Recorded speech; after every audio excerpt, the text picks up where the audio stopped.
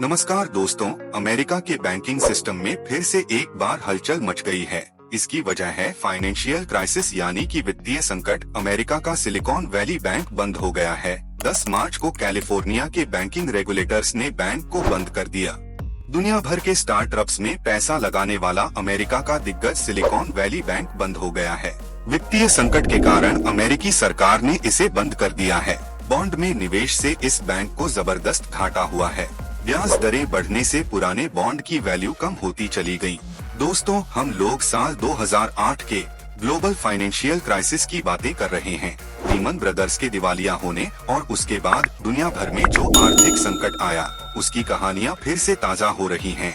उसका कारण silicon valley bank है। अमेरिका के इस दिग्गज बैंक का बोरिया बिस्तर बंध गया है।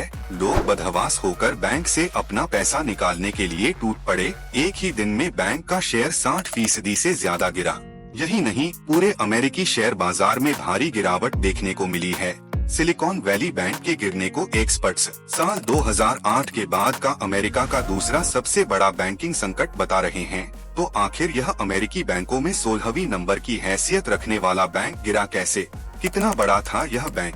पहले तो यह जान लेना जरूरी है कि यह कितना बड़ा बैंक था। सिलिकॉन वैली बैंक के पास 2 महीने पहले तक 209 अरब डॉलर की संपत्ति थी। बैंक के पास 179 अरब डॉलर के डिपॉजिट्स थे।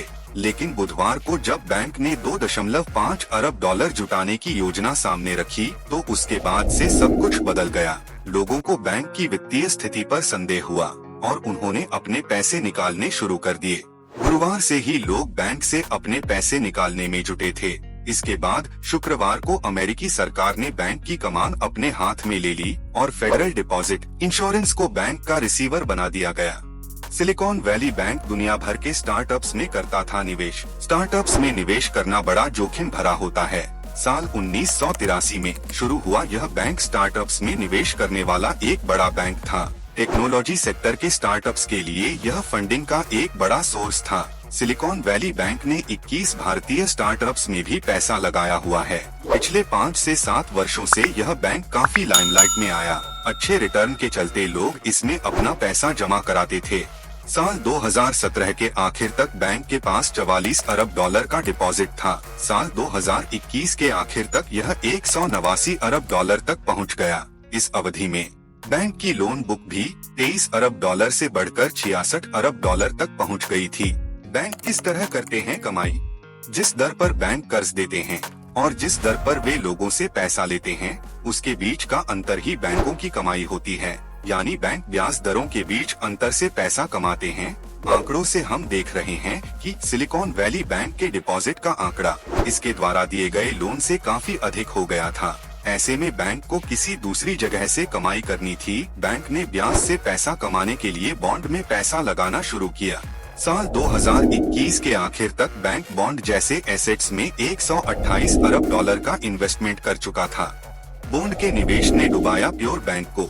हम पिछले काफी समय से देख रहे हैं कि दुनिया भर के केंद्रीय बैंक प्रमुख ब्याज दरों को बढ़ाते चले आ रहे हैं। बढ़ती महंगाई पर काबू पाने के लिए केंद्रीय बैंक ब्याज दरों को बढ़ाते हैं। अमेरिका में जब महंगाई 40 साल के उच्च स्तर पर पहुंच गई थी, तो वहां के केंद्रीय बैंक फेडरल रिजर्व ने आक्रामक रूप से ब्याज दरों को बढ़ाना शुरू किया था। इससे कम ब्याज दर वाले दौर में इश्यू हुए बॉन्ड्स की कीमतें घटने लगी। सिलिकॉन वैली बैंक भी यहीं फंस गया।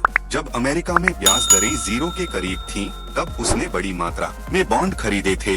यूएस फेड ने ब्याज दर बढ़ाई तो पुराने बॉन्ड्स की वैल्यू घटती चली गई। 60% से ज्यादा टूटा शेयर। सिलिकॉन वैली बैंक ने बीते दिनों बताया था कि उसने 21 अरब डॉलर की सिक्योरिटीज बेच दी हैं। इसके बाद उसने शेयर बेचकर 2.5 अरब डॉलर जुटाने के प्लान के बारे में बताया। इससे बैंक के निवेशक डर गए। उन्हें बैंक की नाजुक वित्तीय स्थिति का अंदाजा हुआ तो शेयर बेचने लगे। बैंक का शेयर 60% टूट गया और अब अमेरिकी रेगुलेटर ने बैंक को बंद करने की घोषणा की है। SVB के बंद होने से इस पर निर्भर स्टार्टअप्स की परेशानी बढ़ गई है। उन्हें अब फंडिंग के लिए कोई दूसरा विकल्प देखना होगा। वहीं जिन लोगों का पैसा बैंक में जमा है, वे अपना पैसा निकालने की कोशिश कर रहे हैं। दोस्तों, आपको क्या लगता इसका कोई सीधा असर हमारे भारत देश और भारतीय शेयर बाजार पर पड़ सकता है?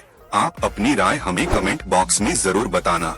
दोस्तों आज की वीडियो में बस इतना ही। अगर आपको वीडियो अच्छी लगी हो तो वीडियो को लाइक करके अपना हर एक दोस्त तक जरूर शेयर करना, और अगर आप इंडिया इन्फो चैनल पर नए हो तो चैनल को सब्सक्राइब करके बेल आइकन पर क्लिक करके जरूर रोल कर देना। मिलते हैं अगले वीडियो में कुछ मजेदार टॉपिक के साथ, तब तक के लिए जय हिंद जय भारत।